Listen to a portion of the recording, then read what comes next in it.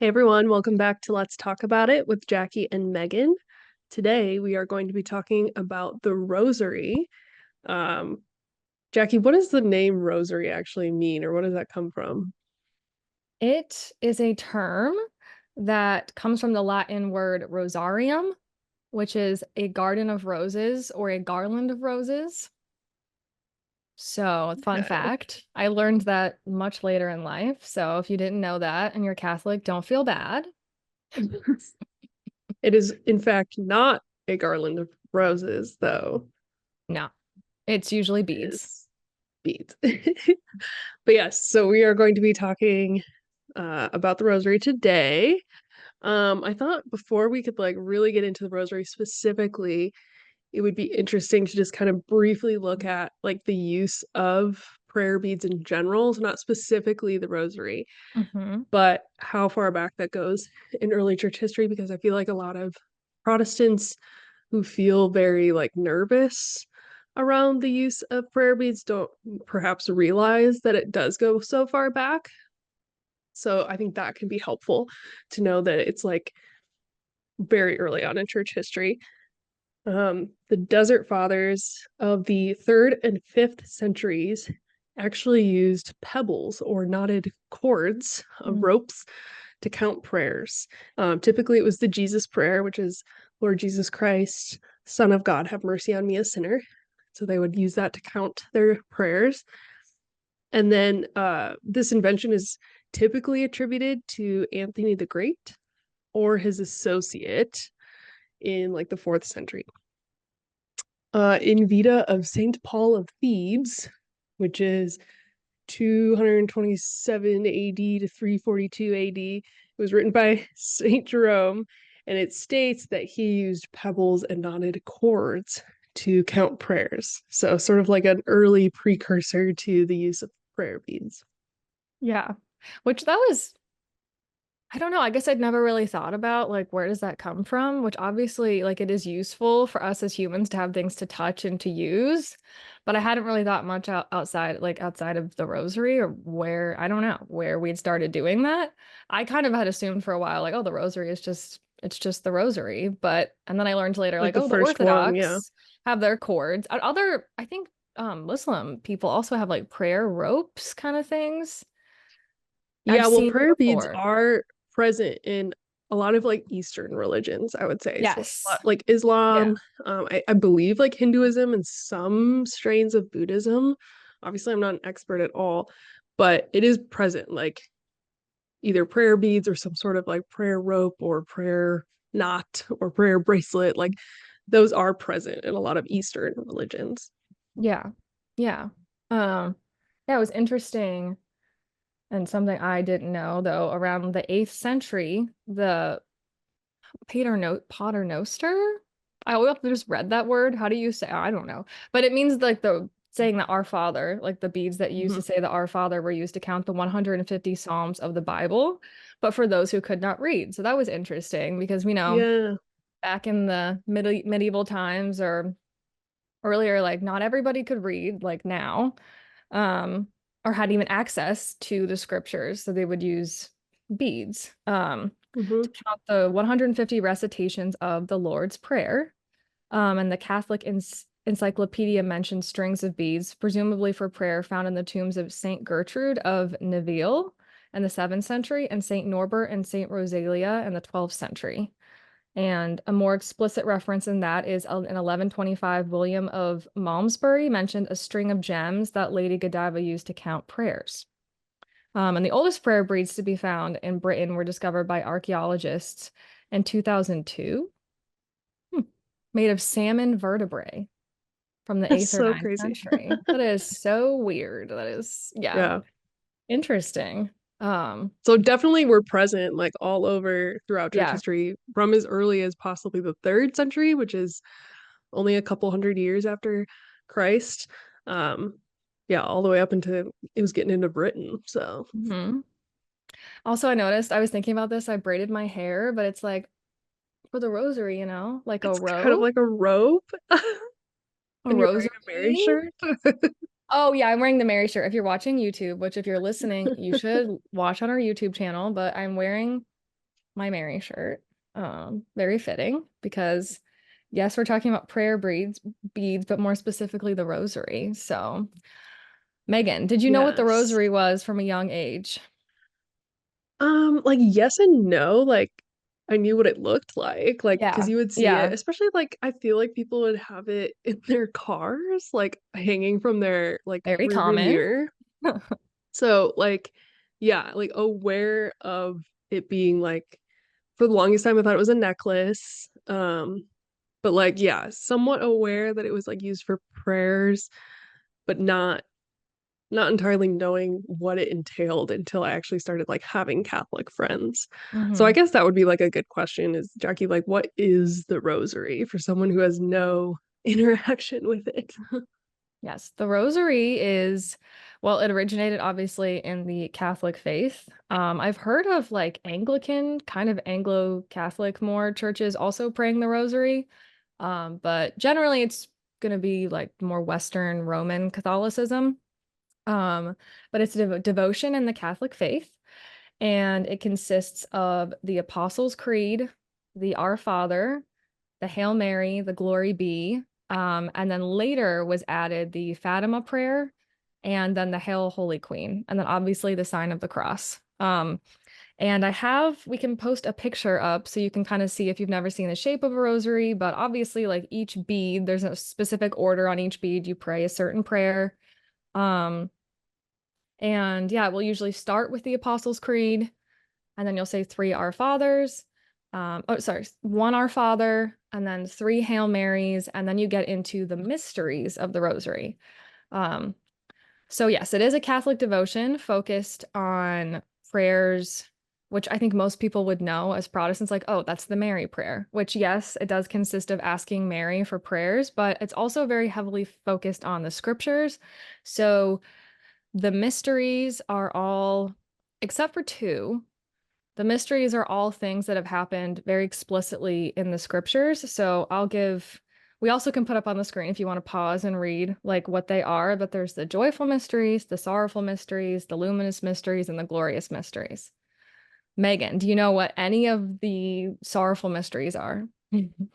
I don't know what any of them are. And fun Oh, okay. story, actually. So Jackie and I met, for those of you who know like the lore of our podcast, we met at our like first job in Chicago, second job, whatever, or Yeah. one of our early jobs in Chicago, which was a Catholic nonprofit. And so I was like one of the only Protestants at the time when I started. More like that became a little more common after I'd been there a Yeah. while, but for the longest time I was kind of like the lone Protestant with a bunch of Catholics. And so people sort of would just assume I was Catholic. And so we had a coworker, older Catholic woman, sweet, love her to death. But she would constantly forget that I wasn't Catholic. And there was one day where it was really slow. We didn't have a whole lot to do. So she like grabbed me and another young woman there who was Catholic. She like pulled us in a room and she was like, let's all pray a rosary together. And I was like, oh, okay. Like not wanting Oh, to like say anything, you know? So we sit that's down and hilarious, they get Megan. started and I'm just kind of like sitting there like like being quiet. And then she gets to like, she's like, okay, now the first mystery, Megan, take it away. And I was like, I have no idea. Like I actually don't know. And she was like, that's terrible, like that you don't know, like you Oh should boy. know you never pray the rosary. And I was like, I'm not Catholic. And then she was like, oh my gosh, I'm so sorry, and like felt really embarrassed, but it was just so funny. So no, I do not actually know them or I'm not Okay. super familiar. Yeah. So, there's, like I said, the joyful mysteries, which go through the Annunciation, the Visitation, the Nativity, the Presentation, and the finding of Jesus in the temple. So, an example of that, you start with the first mystery, and every mystery you do an Our Father, and then 10 Hail Marys, and you end with a Glory Be, and then the Fatima prayer, which is oh my Jesus, I had to go into a saying the rosary. Oh my Jesus, forgive us our sins, save us from the fires of hell. And then you go. And that was added later, as it was something that apparently Our Lady of Fatima had asked to be added and for people to pray. So whatever your beliefs about that, though, I don't mind asking Jesus that. Save us from the fires of hell. Amen. Have mercy. So, but then and the glory be is glory be to the Father, to the Son, and to the Holy Spirit, as it was in the beginning, is now, and ever shall be, world without end. But yeah, I think something that people don't know about the rosary is that they think it's just like monotonous, remotely praying, like you just repetitive and you're just going through and praying. But actually, what Or you're that it's supposed, only Hail Mary prayers, which is what right? I thought for a long time. It was Yeah, like counting how many Hail Marys you were saying. right. Which I can get into later, like the history of the rosary. And this is like what it was landed on as the form of the rosary, which developed over several years, but it always involved the Our Father and Hail Marys. So from my understanding, but the actual count of what we have now, um, it took time for that to develop, that devotion and this format to develop. And even after that, there's been things that were added. And for a long time, it was just the joyful, sorrowful, and glorious mysteries. And then I can get into later, the luminous mysteries were added much later. But yes, so you're supposed to, though, as you're going through and saying the Hail Marys, there's a couple different like ways you can pray the rosary. You can really focus on and reflect on the words of obviously like the Our Father or the Hail Mary, but you're also supposed to be reflecting on the mystery and like entering into that in scripture. So like the sorrowful mysteries are very powerful to me. The mysteries are the agony in the garden, the scourging at the pillar, the crowning with thorns, the carrying of the cross, and the crucifixion. And so it's supposed to be entering into those mysteries and reflecting on them. And something I really like is a scriptural rosary, which I think they are all scriptural if you're praying them correctly. But is praying those before each mystery is actually going and like reading from scriptures that part of the Bible, which I've done before, which I think is really takes more time, but I think is a really nice way to pray the rosary and to actually read from the scriptures. Um, but yeah, I think a lot of people, there's a lot of misconceptions about what the rosary is. But it is also a lot of Hail Marys, which part of the Hail Mary is from scripture, and then the other half was added later during one of the plagues where they were just like begging for help, and that's how the Hail Mary was formed. So Oh, interesting. Hmm. yeah. Yeah, so you talked about like obviously the rosary sort of developed. Yeah. I don't know, do we know like where it sort of came from or how it started? Yeah. So the structure of it gradually evolved between the 12th and 15th centuries. And at one point, 50 Hail Marys were recited and linked with verses of Psalms or other phrases evoking the lives of Jesus and Mary. And during this time, the prayer form became known as the Rosarium. And it's actually a common term to designate a collection of similar materials, such as an anthology of stories or such. And it was during the 16th century that the structure of the 5 decade rosary prevailed. And there's a few different, like, some people think it was really tied to Saint Dominic. So this is not church teaching. This is just like the legends kind of the rosary is that Mary appeared to Saint Dominic and gave him the structure of the rosary. But there's a lot of scholars, some scholars point to that was possible, but a lot of scholars say no, this was something that really just kind of developed over time and did come from that like 150. As we talked about at the beginning, they used to use prayer beads to go through the 150 um, Our fathers. Psalms, and then you Oh, would Psalms. pray like Hail Marys and Our Fathers, and then it kind of developed from that even. Sure. And that's why still you say 50 Hail Marys on 3 rosaries, which was what was common, and that adds up to 150. So like that it came from that. And like the full rosary technically is doing all of the mysteries. And before the luminous mysteries were added, which was not until 2002, that would add up to 150. So yeah, there's like some of the lore is that, which I feel like that's a going around. There's people use saying lore. I don't know. Yeah. Is that it came from like something more miraculous, like from Saint Dominic. Okay. Um, Not but super confirmed. not No. So the scholars argue over that. So yes, but he was someone that was Saint Dominic was, which this is scholarly, that he was trying to fight the heresy of Albigensians. How do I say that? Albigenscians, but they denied the mystery of Christ and they denied all kinds of things. They were similar to like Gnostics or those who denied Oh, okay. like a lot of Jansenism or some other like a lot of different heresies that this kind of felt like a combination of several of them. But he was fighting that, and so they say that he did use the rosary to like kind of fight against that, but it's not like that's confirmed. But yeah, the rosary it gained greater popularity in the 1500s when Pope Pius V. It's linked to a miracle is linked to him. He organized a fleet. I guess the Muslims were trying to attack in Eastern Europe, the Muslim Turks, and he Hmm. credits the rosary for like a miraculous victory over them. And then he was the one that declared on October 7th, 1571. He claimed that as the Feast of the Holy Rosary because he credits their miraculous victory over the Muslim Turks to the powerful intercession of our Blessed Mother in the Rosary. So that's where that came from. And still today, October 7th is the Feast of the Holy Rosary in the Catholic Church. Um, but yeah, but I guess I could get kind of into the Hail Mary specifically, where that came from, because that's a huge part of the Rosary. And I kind of Mhm. mentioned this earlier, but obviously the Hail Mary, the first half of it is from scripture. Uh, it comes from the Annunciation with Mary's visit to Elizabeth, and the church added the words Mary and Jesus to the Hail Mary in the 1200s. And it was in the 1300s when the Black Death swept Europe, the second part, Hail Mary, Mother of God, pray for us sinners now and at the hour of our death, was added and spread. They were And dying a then, lot. yeah. Yikes. So, yeah. And then obviously the Our Father comes straight from scripture.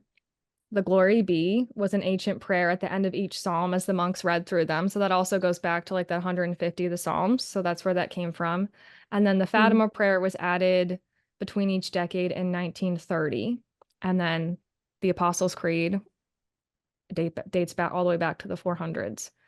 Um, but yeah, just kind Do of you know something. of anyone? So you mentioned like the Fatima prayers being like optional or like just do you know of anyone who like refuses to pray the Fatima prayer?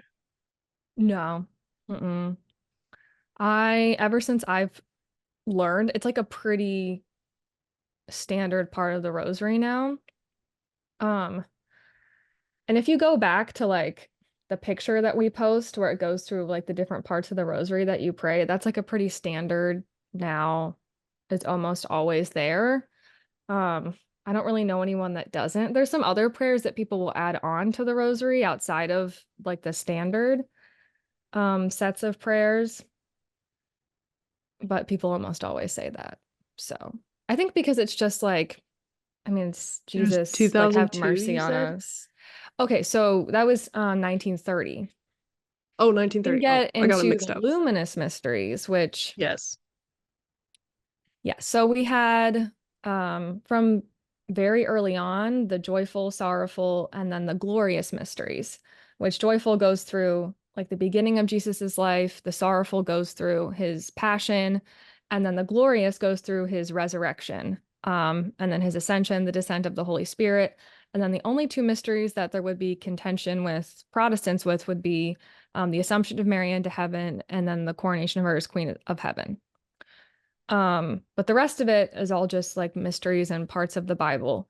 So then the luminous mysteries, Pope John Paul II, so very, very recently in 2002, he wanted to emphasize the Christocentricness of the Rosary and that the Rosary really is about Christ in the end. Um, and he wanted to add the middle of Jesus's life. Like there was the early part of his life and then his crucifixion, but the rosary kind of skips all of those parts of like Jesus's adult life and his ministry. So he wanted to add that to focus on how much the rosary is about Christ and to be able to focus more on the life of Christ. So the luminous mysteries is the baptism of Jesus, the wedding feast at Cana, the proclamation of the kingdom, the transfiguration, and then the institution of the Eucharist, or, like the Last Supper. So he added that. A lot of people, I feel like, didn't pray the luminous mysteries for a long time because it was kind of Oh, added, okay. which I thought was interesting because it's not like the rosary is something like in church teaching, like this is how it always has been or has to be. Like Sure. it is a devotion, obviously, that is approved by the church, and it very much goes with all of Catholic theology around Mary and all of that, but there's no like really, I don't know, like shouldn't be any controversy about deciding to add other parts of the Bible that you can reflect on. But I do find like sometimes there's like a little bit of resistance if people are doing like a rosary novena, which traditionally was just like the three different mysteries of like adding the luminous in there, which is interesting. Just I think it's just because it's not as traditional. But I think as time goes on, the luminous will become probably more a fixture there. But like It could just traditionally, have been habit too, yeah, true. Yeah. depending I've on never how had old you were when anyone, they were added. yeah. I've never known anyone that's like, no, I would never pray the luminous. But I think people really got into like the rhythm of like certain days of the week they pray, different Sure. mysteries of the rosary. Uh, but yeah, I thought that So was where is the interesting. luminous added in like the order of them? So traditionally, starting on like a Sunday, so this is outside of Lent, on a Sunday, you would pray the glorious, Monday, joyful, Tuesday, sorrowful, Wednesday, back to glorious, Thursday, you would do luminous, and then Saturday, joyful, or Friday, sorrowful, Saturday, joyful. Oh, And okay. then it starts all over again. Yeah.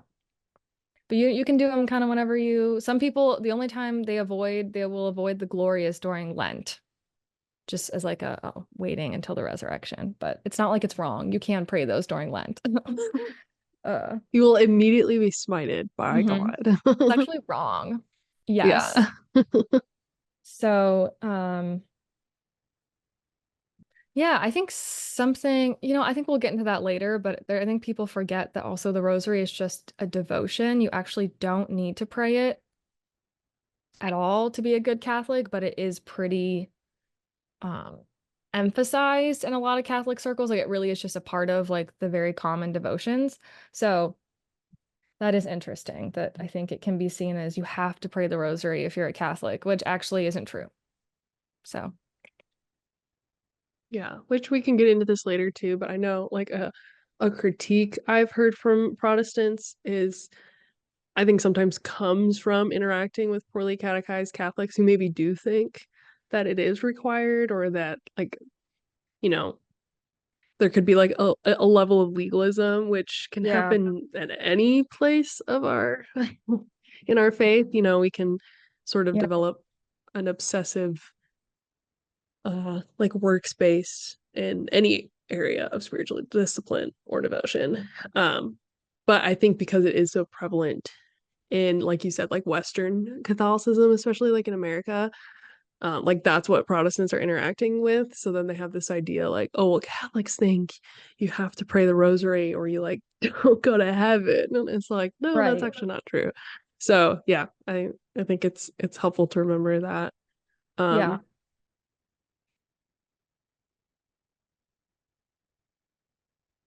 yeah, so I know the picture, which we can put up again. If you're listening to the podcast, you could go to our Instagram, we could post it there. But there was like some quotes on it. So there was a quote from St. Louis de Montfort, which I know you mentioned he was a large proponent of sort Oh of yeah, establishing the rosary. Um, and so I found this interesting. His quote is, "No prayer is more meritorious for the soul and more glorious for Jesus and Mary than a well recited rosary." And then there was another quote: "The rosary is the most beautiful and most rich in graces of all prayers. It is the prayer that touches most the heart of the Mother of God. And if you wish peace to reign in your homes, recite the family rosary." Pope St. Pius X. Um, and I think sometimes like quotes like that can cause concern for Protestants, for sure. because those are like they're saints in the Catholic Church. So like holy men or women that like are much looked up to and are saying things like that this is the most meritorious prayer or the most filled with grace. So I guess one question would be like, where is that idea coming from that this specific set of prayers is like more special in a sense? Um, yeah, Mhm. I think so. Yeah, I think it was funny I used that picture because I was like, dang it. No, they're like the ocean. I didn't realize like Megan would pay so much attention to those quotes. Um, I think so. Those quotes are not church teaching, like I said. So it's not Catholic church teaching that the rosary is the most powerful prayer. There's also people that quote and say, like, the Divine Mercy Chaplet is the most powerful prayer you can pray because you're asking for God's mercy. And, like, and the Divine Mercy Chaplet, that could be a whole other, like, video, but that's a devotion. You also use the prayer beads to pray, but it's just over and over again, like asking for God's mercy. And it comes from a devotion of divine mercy and all of that. But yeah, I hear people say that about a lot of different devotions. And I think the reason the rosary is seen as that is because it combines like devotion to Jesus and devotion to Mary and the scriptures. And they, could argue like that's just a very like powerful prayer to pray, which I do believe. Um, but it's not like you have to believe that or it's like, oh, the rosary is the most powerful prayer. Um, because I don't know, like probably a lot of, I mean, Catholics would say, well, actually, the most powerful prayer is probably the Mass and receiving the Eucharist, which is probably more in line with church teaching. But I think it's just because it combines all of these things and there have been so many miracles linked to the rosary in Catholicism. So that's why there are many saints that thought that, and that can be confusing, but it's not church teaching. So I don't know if they would give like a reason of why it's the most powerful prayer. St. Louis de Montfort, he was just, and Pope Pius X, which were those two quotes. St. Louis de Montfort was a huge, just in general, he pushed a lot for Marian devotion. He's the one that not coined, well, kind of, yeah, like consecrating yourself to Mary, and all of that. So yeah, I'm trying to think of what the book is that he wrote. He's the one that had the phrase to Jesus through Mary that John Paul II sure. would use, or like totus tuus, which we've talked about before. Um, but yeah, I've heard people say that about other prayers, and there's no way that that can be true since the Catholic Church, like it's not. I think it is a very, very powerful prayer. But I would say you could live a very Catholic life and a very holy life and do other forms of prayer.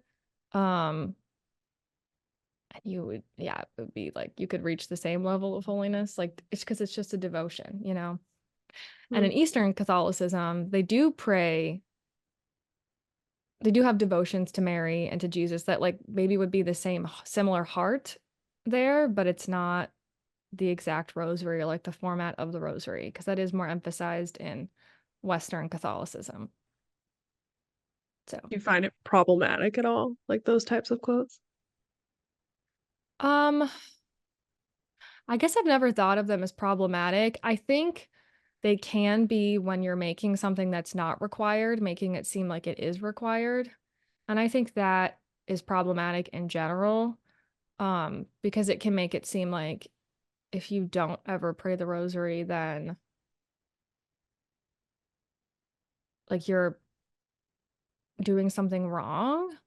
And that's not church teaching that you have to pray the rosary. You may be someone that really has a devotion to the Divine Mercy Chaplet or some other kind of Catholic devotion, and that's just as good.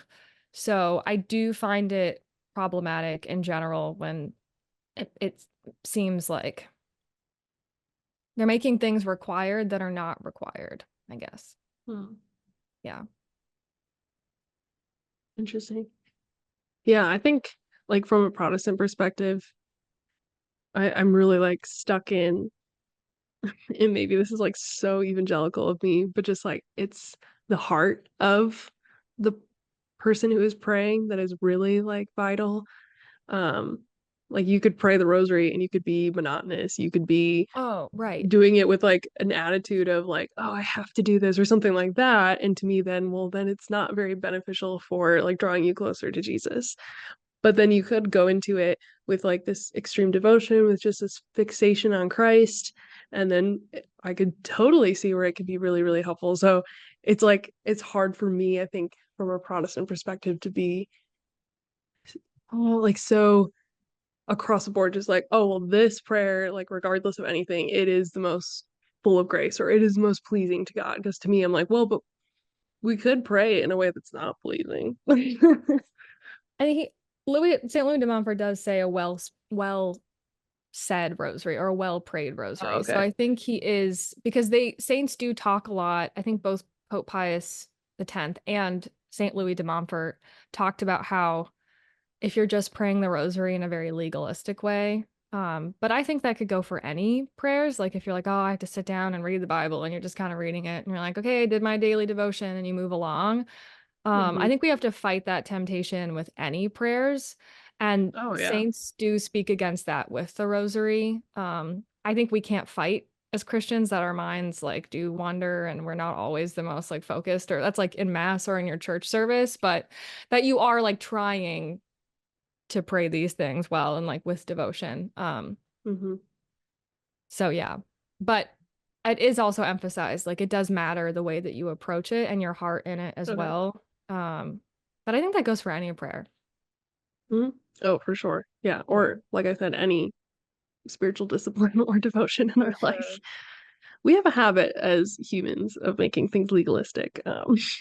I was just gonna say I've definitely sat down and like prayed some rosaries, and after I'm like, I just kind of went through that and I don't know if I reflected on anything much. Or I'll go to mass and I'm like, oh, just missed that whole thing. I don't know. My mind just wanders. Our minds are interesting. You can sit there and just think, I'm gonna focus.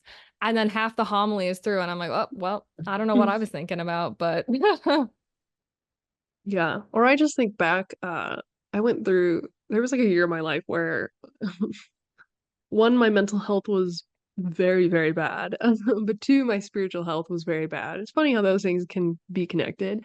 uh-huh. Um, and I started becoming like very like obsessive over spiritual disciplines, but not in a good way. So Yep. I would fast, but it was almost like trying to make myself like better for God or something like that. And so, I mean, yeah, you can do that with even the most greatest things that are supposed to pull us towards Christ, and yet they're dragging us away. So, yeah.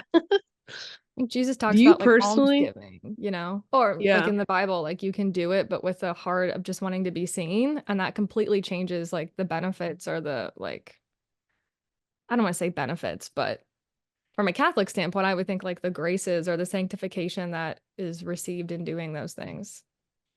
Or even like the story of Ananias and Sapphira in Acts, where they like gave and lied and said like, "Oh, we gave everything we had," and they really didn't.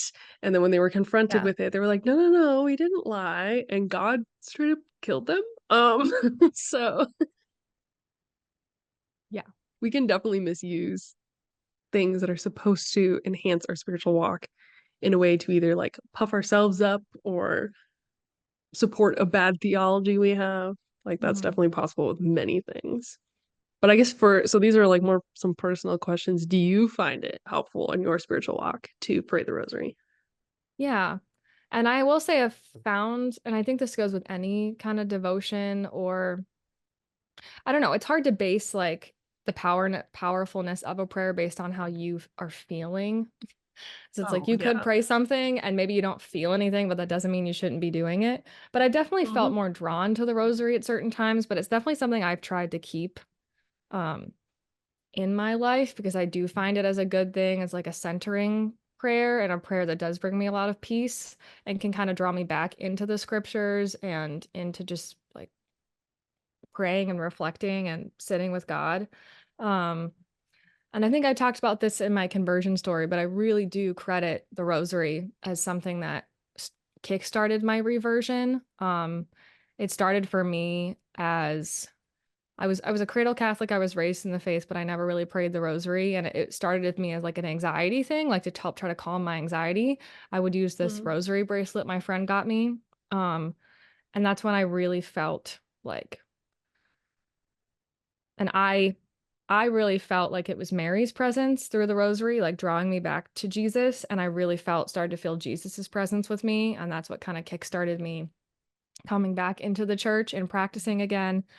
And something that was really powerful for me in the rosary is my favorite mysteries are the sorrowful mysteries. Um, and that helped me through a lot of, I don't know, just a lot of my sufferings in life, which I don't want to say like I suffer so much, but I find myself in like really hard places a lot of times. And so when I sit down to pray, I felt like the rosary is something that's really helped me to enter into those mysteries. And then I can really enter into the suffering and some like I've had some very vivid like images in prayer when I've been praying the rosary, like sitting at the foot of the cross with Mary and then looking up at Jesus, or like carrying my own cross behind Jesus, carrying his cross, and almost kind of like mystical experiences it's felt like praying the rosary where I've really been able to enter in. And I feel like there is something about like repetitively saying something while you're also reflecting that I think it just even is like good for the human brain to kind of be able Mm. to enter in. Um, and I don't know what the psychology is behind all of that, but I don't know. I think that when God inspires these certain devotions, like, I don't know, it's something that really does help us enter into certain mysteries. Um, so yeah, I found like the rosary to be very beneficial for me. I've had other experiences too with some of the other um with the other mysteries as well. But I found particularly the sorrowful mysteries to be the most powerful. And I will link to it, but an example, if you've like never experienced this yourself and you're like, I don't really want to try it, or maybe you do, but I don't know. I think a book called The Rosary, The Prayer That Saved My Life by Immaculée Ibagazi. She was a survivor of the Rwandan genocide. And she talks about how praying the rosary got her through. Like she was like 3 months or something in stuck in a room and hiding. That's a whole other story. But she found the rosary to be very powerful. All she had was the scriptures and then a rosary, and that's all she would do over and over again all day. And she had some like very like mystical, miraculous like experiences with the rosary and entering into the mysteries. Um, so I felt like it very much described what I had experienced when I read it. So I feel like she really lays it out very well if you're ever interested.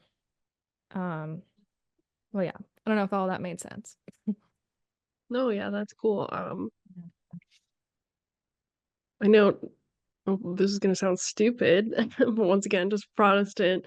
Uh, are there times you like lean more towards praying a rosary than, perhaps like a more what Protestants would be familiar with, like an extemporaneous prayer?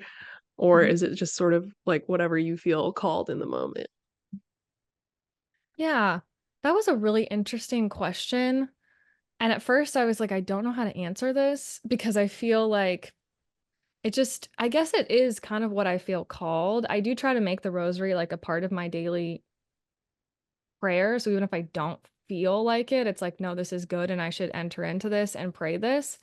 Um, but there are certainly times where I'm like, I just cannot sit down and do this. I just want to sit and like talk to God and Sure. not also be praying the rosary. But I also don't really separate the two because I often find that praying the rosary leads me into that kind of just like a deeper meditation with God, where I end up just sitting and talking with God anyway, like in between the mysteries or as I'm praying the Hail Marys. So I find that the rosary often will lead me into deeper prayer where I do kind of like it settles me and it like brings me into more peaceful place, and then I feel more focused and meditative so that I can like sit and talk to God. Um, so, but there are certainly times where I've felt really anxious and I've thought like, oh, I don't think I can just sit and talk to God. I feel like I need to like pull out the rosary and like have that and pray.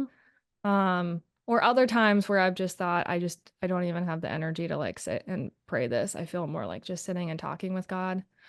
Um, but I'll say I honestly don't really separate the two. And I think Sure.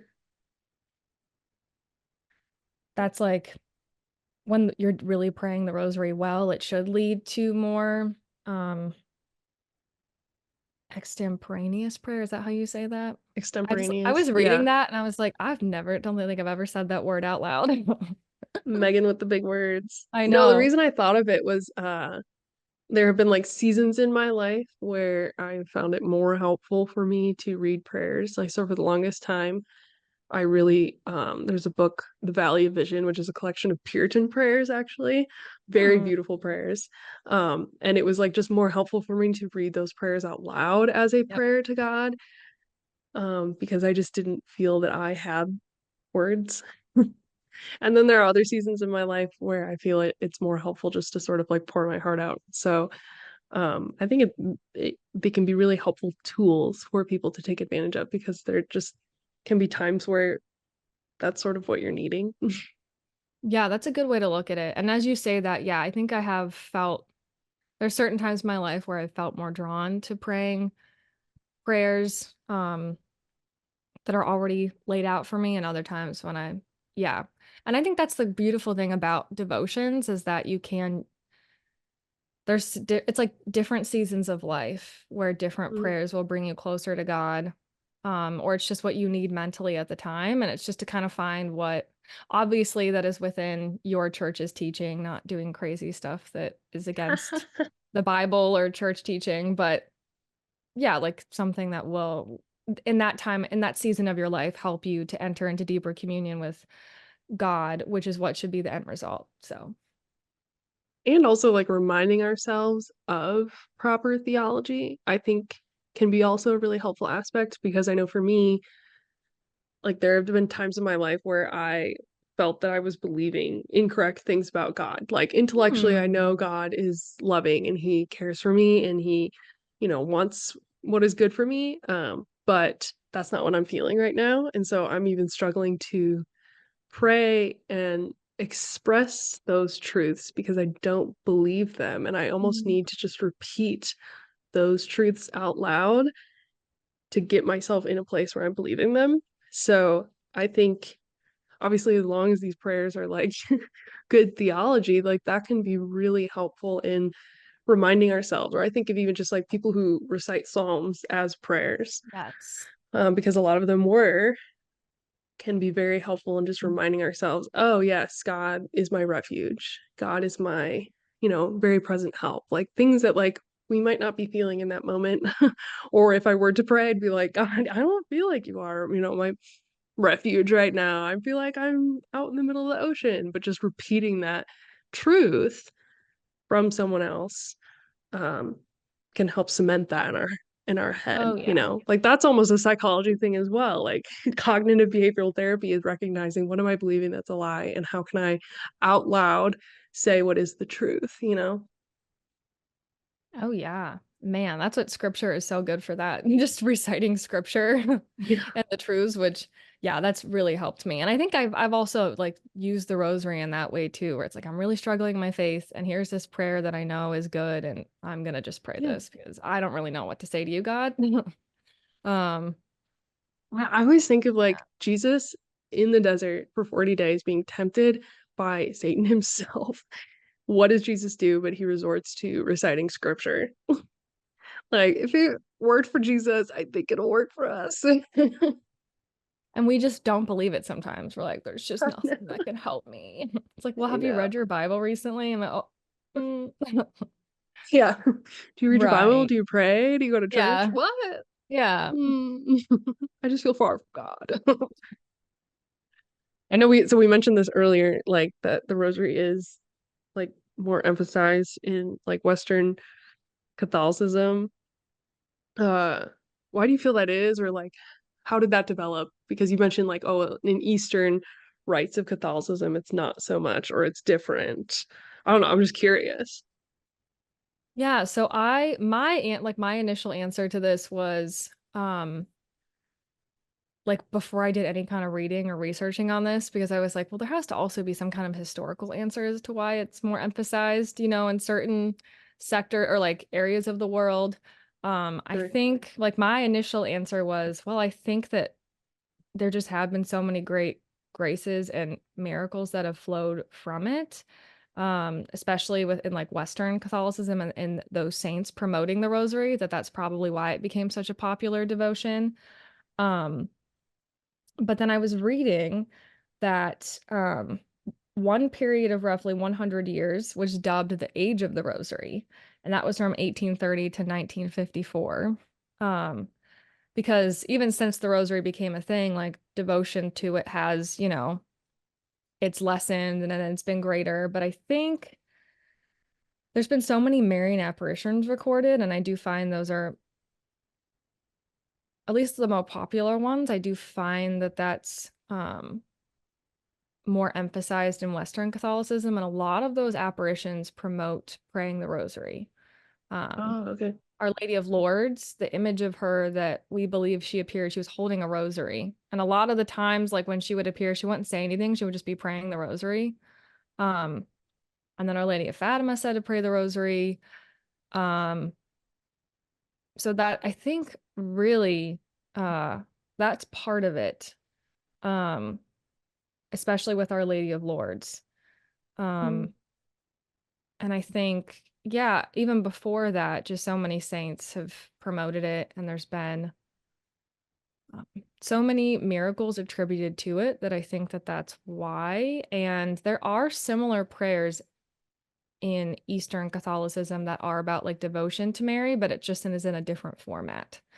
Um, so I think the heart of it is still there. I was watching an interview once of a Byzantine Rite religious sister, and she was saying we still love Mama Mary, but we don't pray the Rosary. We have like some other different form of prayers to her, which I Mm. thought was interesting. So yeah, honestly, I do think a lot of it though, like why the devotion is so strong in our lifetime, I think a lot of it is because of all the apparitions and the history of Okay. those. And then some of the popes like John Paul II promoting adding the luminous, and just like it's just been something that so many saints and holy fathers and the popes have promoted, that I think that's why it's become such a commonplace devotion over Mm. other devotions in the Catholic faith. Um, and I would be interested. All I can know is my lifetime, so all I know is that the rosary, but it wasn't always like this, which is funny to Okay. look back, But it has been for the past, I don't know, several, no, I don't want to say several centuries, but century, I guess. Hmm. So, yeah.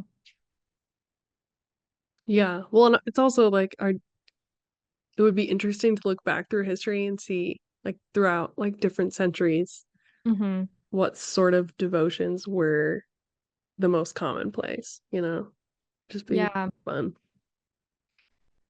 Yeah, that would be How do you interesting. feel about like similar forms of, because I think at least for us now in like the modern era, the rosary is the most well-known use. For sure. And I guess I'm speaking as an American, but the most well-known use of prayer beads in like a Christian tradition. Um, but obviously there are prayer beads being used in like Eastern rites, in Eastern Orthodoxy, or even like liturgical high church Protestant denominations. Yeah, like what do you think about that? Do you feel like those are like rosary like rip-offs? See, that's what when you asked that question, I was like, I think that's the angle at which she's asking the question. Um, like I don't feel that way just because it's not like, which this could be some common misconceptions that the rosary was the original one and that's always what was prayed for all of time. And then, oh, these Protestants took it and now they're changing it. Um, They're but prayer beads have been used for centuries, and so I don't think we can claim, oh, this was the one original one. I mean, unless, I think that would be the only way I could claim that, is if there was historical proof that it was from the very beginning of time and that was the one that Jesus gave us specifically, and all the others are just rip-offs. But no, I think like prayer beads are a very common tool that humans will use. We use things to help us as human beings pray and connect with God in our humanity. And I think prayer beads is just one of those things. And so different traditions and religions have taken them and or used them and applied them. So that's kind of how I feel about them. I honestly don't know much about others, which Megan, you'll talk about later that there are other forms of like a rosary and other denominations. Yeah. Yeah, as I was like thinking about it, I feel like it's like oddly similar, maybe oddly is the wrong word, to like icons because a lot of that like religious artwork was originally used to help illiterate people.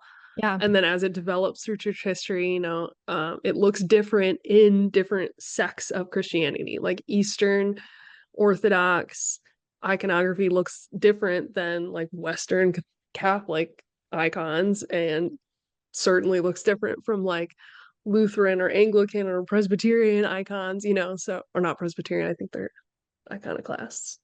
Sorry, guys. Uh, but different like liturgical Protestant icons.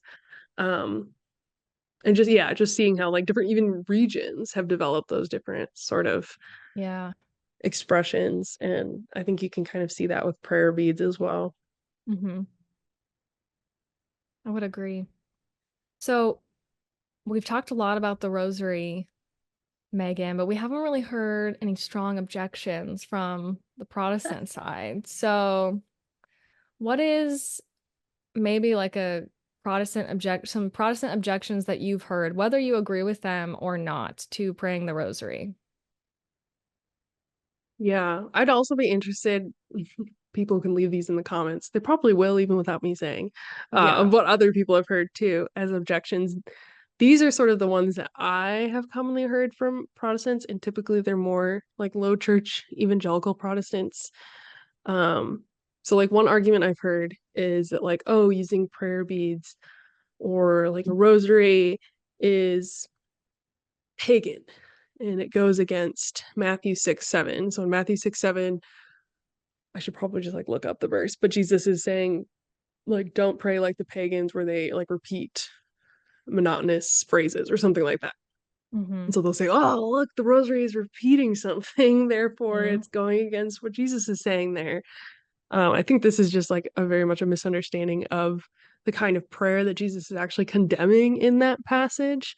What he's condemning is this pagan practice at the time where people would have this like repetitive prayer in an attempt to like cajole or like change a deity's mind, like, oh well, if I annoy them, so it's almost like a child, like if I ask mom and dad for ice cream so much, like Hmm. eventually they'll give in and give it to me.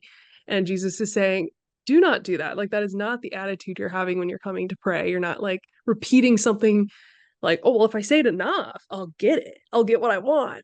Like that's not the relationship we're supposed to have with God. um and that's not how like a rosary or prayer beads are ever used or should be Yeah. used. If someone's doing that, that would be wrong. So I just think those are like two completely different, like unrelated things. I don't know, do you have thoughts on that specific argument? Have you heard I that? I definitely had heard like that's just I guess I had not heard that specifically, but people having the issue of saying prayers repetitively and that you're just repeating things over and over and just babbling and it doesn't mean anything. Um, and so just saying Or it's these like repetitive robotic or prayers is something? very robotic and almost like legalistic and um that is wrong. You should be focusing more on like free worship and praising God, but and I think that comes from like a push against any kind of liturgy or like format of things is like the same heart behind that.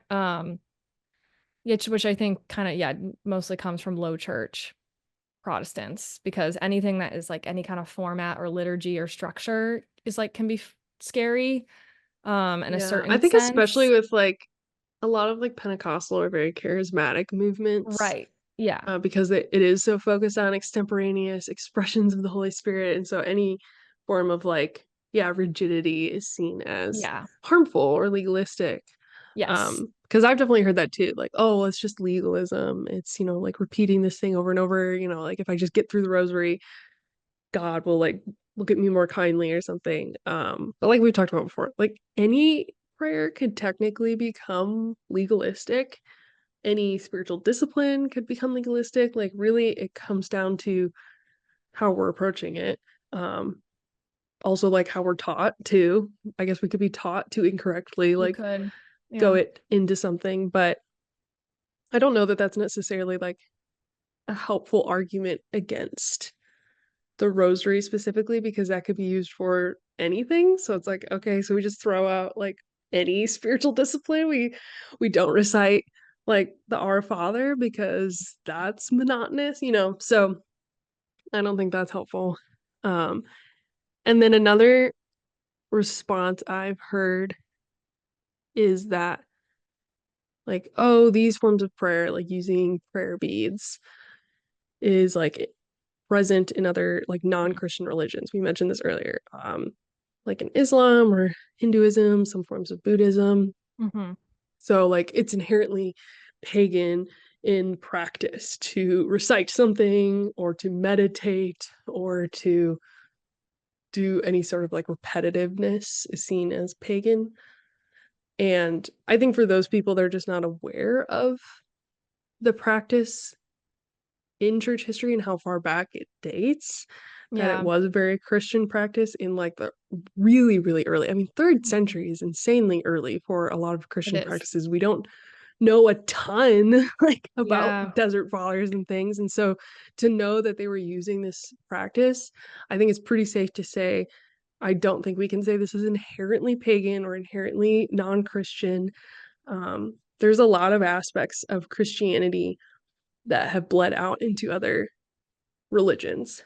There's a lot of like there's flood narratives in like every mythology. We don't throw out the flood then and say, oh, we can't read the flood story because it's present in these pagan stories, you know. So I think we have to take these things with discernment and knowledge. Um, Obviously, like I just don't find those arguments convincing or helpful.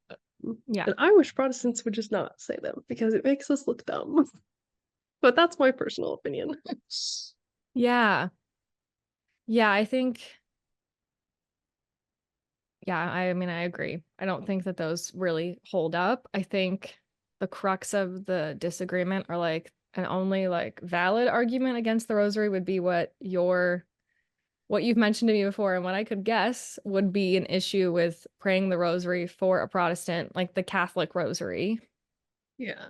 would be devotion to Mary. And Right. Not necessarily the Mm. practice itself or the format, which I Yeah. think a lot of people get tripped up on, and where like Catholics and Protestants just talk past each other. If we get like so obsessed in like the format, I was like, guys, what really I think is the main difference or objection that Protestants can bring is like in general, just the practice of praying to Mary, Marian devotion.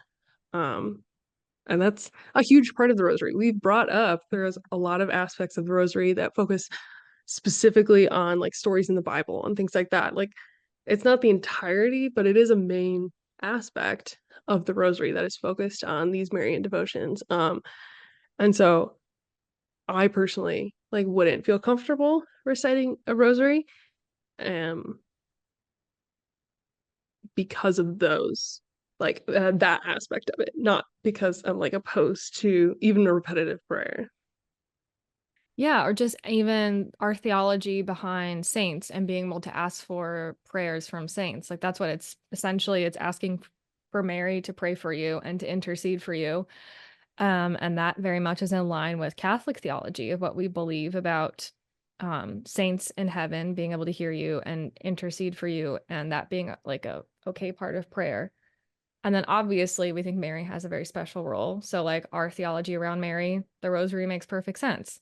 Um, but just yeah, the theology, most Protestant denominations do not have a theology like that believe you should pray for saints intercession or for Mary's Yeah. intercession. So, and that's what the rosary like it is a very Christocentric prayer, but we believe as a part of that, like going to Jesus is that we bring Mary into that as well and that Mary can help bring us closer to Jesus. So, yeah, I mean, the main part of the Catholic rosary, not the main part, but a huge part is yeah, Mary's role in that. Yeah. So, I think that's And I've heard Catholics really, too ask me like, well, would you have a problem with, the first part of the Hail Mary, which is just the scripture. oh, Um, I go back and forth on it. To me, it doesn't feel like a prayer necessarily, because once again, I don't believe in like addressing Mary, and that passage is addressing Mary. So it personally just feels like sort of awkward for me. Um, but I don't know. I don't think it's necessarily wrong. I don't know. I go back and forth on it. yeah, I'm just trying to think of a context I in think which it's you just would.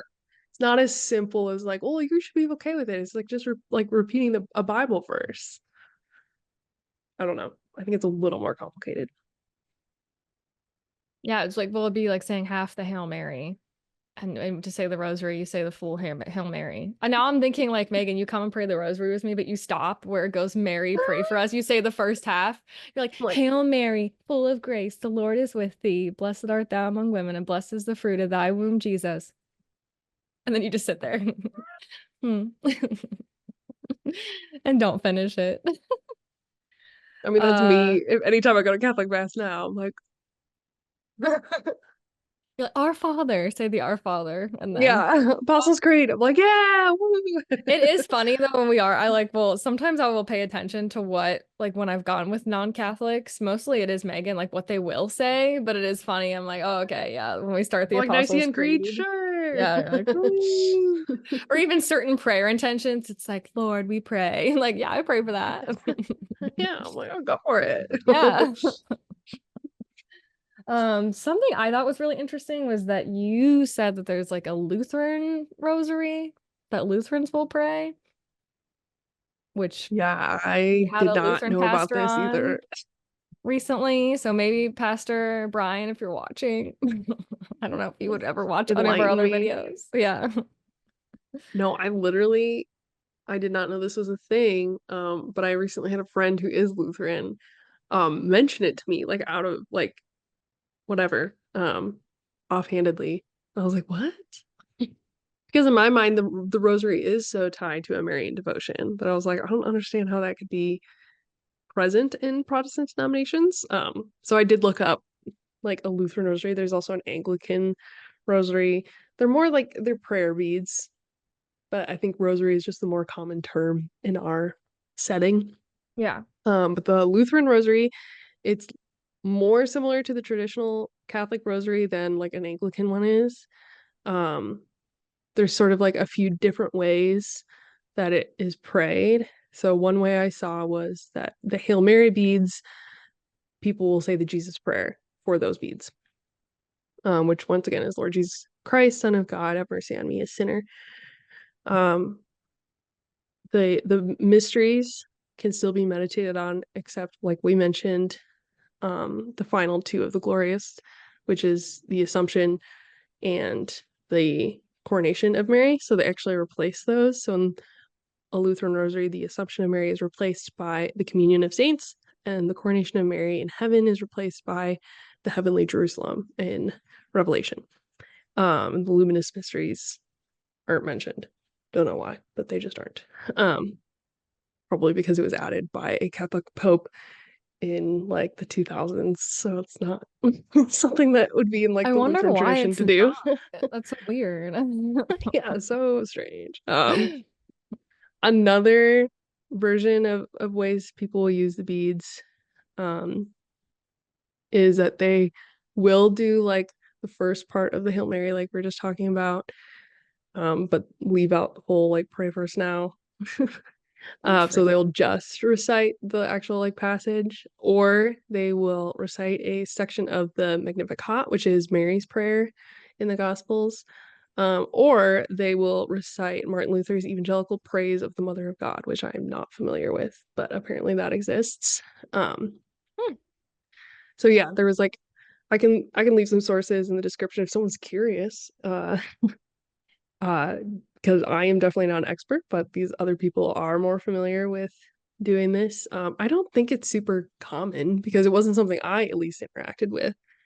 So I think it is a very uncommon, but it's not frowned upon.